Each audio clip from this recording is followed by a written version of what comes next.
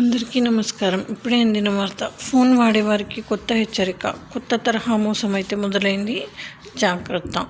మరి దాని గురించి వీడియో చేయడం అనేది జరుగుతుంది. ఫ్రెండ్స్, వీడియో స్కిప్ చేయకుండా చివరి వరకు చూడండి. అలా అయితేనే పూర్తి ఇన్ఫర్మేషన్ అనేది అందుతుంది. చాలామంది చూస్తున్నారు కానీ సబ్స్క్రైబ్ చేయడం మర్చిపోతున్నారు. దయచేసి సబ్స్క్రైబ్ చేయండి ఫ్రెండ్స్. ఇంకా లేట్ చేయకుండా వివరాల్లోకి వెళ్ళిపోదాం.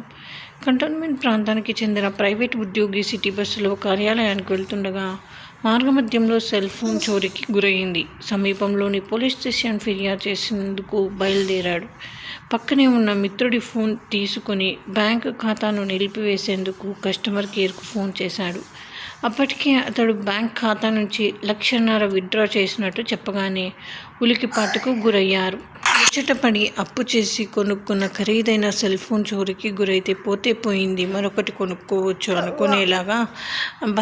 అనుకునేలోగా బాధితులకు ఊహించని షాక్ తగులుతోంది. బ్యాంకు ఖాతాలు ఖాళీ అవ్వడమే ఇందుకు కారణం. ఫోన్లోని యూపీఐ యాప్ల నుంచి సొమ్ము కొట్టేస్తున్నారు. Secunderabad railway station, MGBS, Rythu Bazar, వారాంతపు సంతలు జరిగే సమయాల్లో తెర వెనుక నుంచి పాత నేరస్తులు మైనర్లతో చోరీలు చేయిస్తున్నారు. ఫోన్ చేతికి అందగానే యూపీఐలో నగదు చేజిక్కించుకునేందుకు అనువైన మార్గాలను ఉపయోగించుకుంటున్నారు. మరో నంబర్ నుంచి ఫోన్ చేయగానే తమ వద్ద భద్రంగా ఉందని చెబుతున్నారు.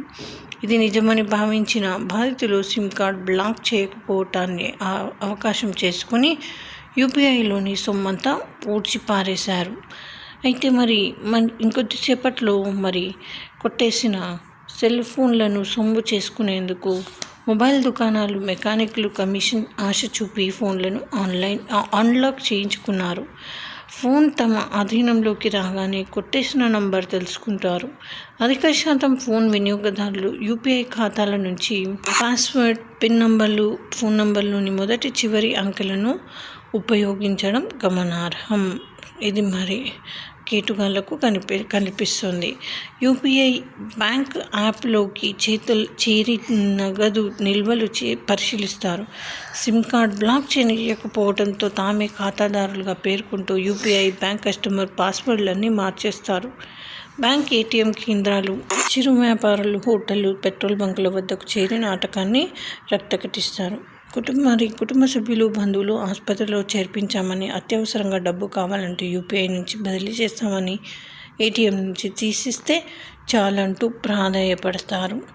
ఇంకా ఫోన్లు కనిపించట్లేదని చోరీకి గురైనట్టు పోలీసులకు ఆశ్రయించే వారిలో విద్యార్థుల నుంచి సినీ, రాజకీయ, వ్యాపార ప్రముఖులు ఉంటున్నారు.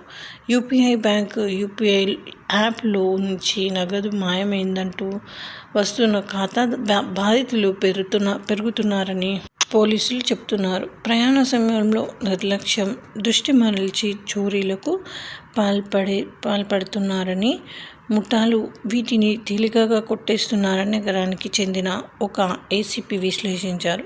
గ్రేటర్ 3 పోలీస్ కమిషనరేట్లు పరిధిలో ప్రతి నెల 500 నుంచి 600 వరకు సెల్ ఫోన్లు మాయమవుతున్నాయంటూ వివిధ రూపాల్లో ఫిర్యాదులు అందుతున్నాయి. కొన్నింటికి గుర్తించి అందజేస్తున్నారు. అంతరాష్ట్ర దొంగల చేతికి చేరిన వాటికి ఏం చేయలేక సవాల్గా మారుతుంది. 10,000 ఫోన్ కోసం 2 కానిస్టేబుళ్లు 4-5 ఖర్చుతో పంపిన ప్రయోజనం ఉండట్లేదంటూ రాచకొండకు చెందిన ఒక ఇన్స్పెక్టర్ తెలిపారు. యూపీ, బీహార్ వంటి ప్రాంతాలకు పంపితే కొన్నిసార్లు ఎదురుదాడి జరిగే అవకాశం ఉందంటూ ఆయన ఆందోళన వెలిబుచ్చారు. సో ఇది ఫ్రెండ్స్.